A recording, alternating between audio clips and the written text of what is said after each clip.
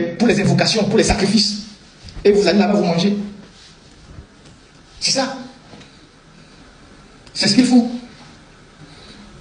C'est ça. Donc, il y a ça. Il y a ça. Donc, il y a le 13 janvier. Donc, cette nuit, ils vont le faire. Sarakawa, ils vont le faire. Ils vont le faire au Karité aussi, et Sarakawa.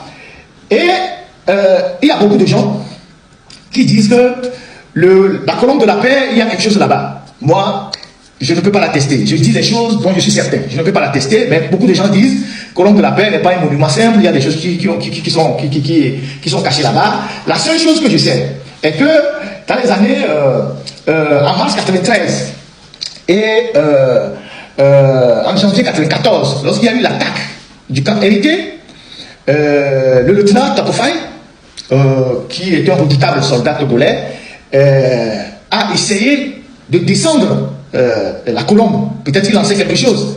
C'était un soldat que Yadema redoutait, et peut-être qu'il en sait quelque chose. Il a essayé de descendre la colombe, et les gens disent qu'il y a quelque chose là-bas dans cette histoire de colombe. Et donc, Takofai et Yadema en avaient tellement peur, parce que c'était un officier très redoutable, que dans les contacts qu'il avait avec Rollis pour normaliser leurs relations, il y a eu deux attaques. Il y a eu l'attaque de mars 93 et puis l'attaque de janvier 94. Donc il y a des gens qui étaient dans les approches d'apaisement de ces relations avec le président ghanéen Rollis à l'époque.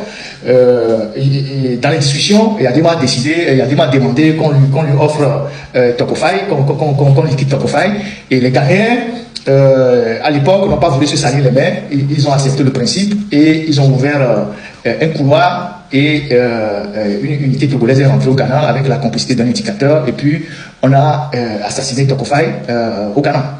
Et entre-temps, il y a des membres abritaient aussi un opposant à Rollis, qui était très redoutable, qui se faisait entraîner avec ses éléments à Kouéoualaba, vers Bafilo, et ce monsieur, on le surnommé japonais. Donc c'était un gars qui voulait déstabiliser le pouvoir de Rollis, et donc quand les Ghanéens ont accepté, ont autorisé qu'on liquide Takofai au Togo, et Adema aussi a liquidé ce monsieur japonais à travers un accident qui a été provoqué, et ce monsieur, on n'a pas retrouvé son corps jusqu'à ce jour. C'est comme ça que chacun s'est débarrassé de son ennemi avant qu'il ne scelle la paix. Et entre-temps, il y a les terroristes de 86, on a appelé les terroristes en 86, les gens qui sont venus, il y avait quelques soldats ghanéens dont Yadema avait conservé les corps au Togo, et donc dans le processus de ce rapprochement entre le Togo et le Ghana, le Togo est fort, Yadema a restitué les corps au Ghana, et des gens ont été enterrés par leur population. Donc, toujours dans ces histoires de pratiques et de rituels.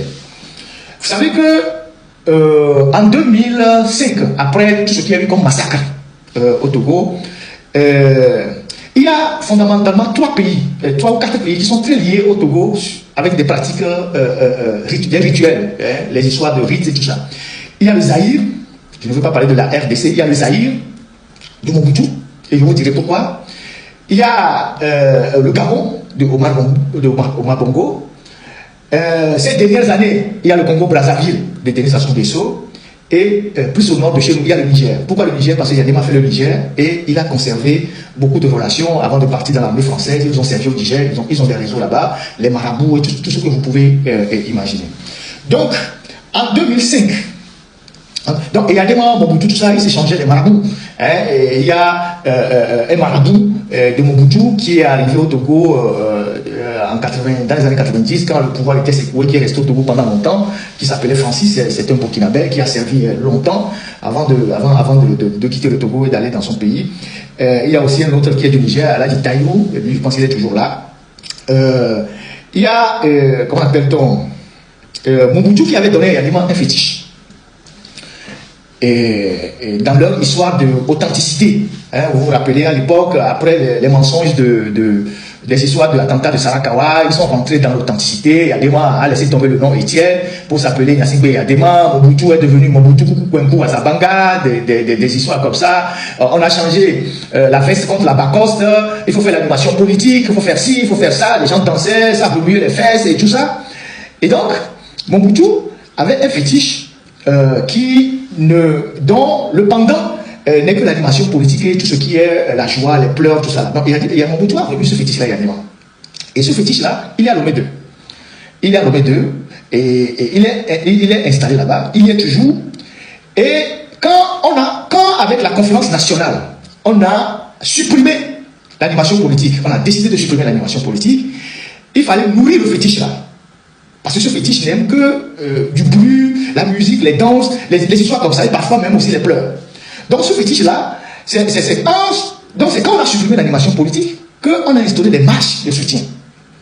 Qui sont des choses qu'on utilise pour répondre aux exigences du fétiche. Toutes les marches de soutien qu'on a eu à faire jusqu'à la mort de Yadema.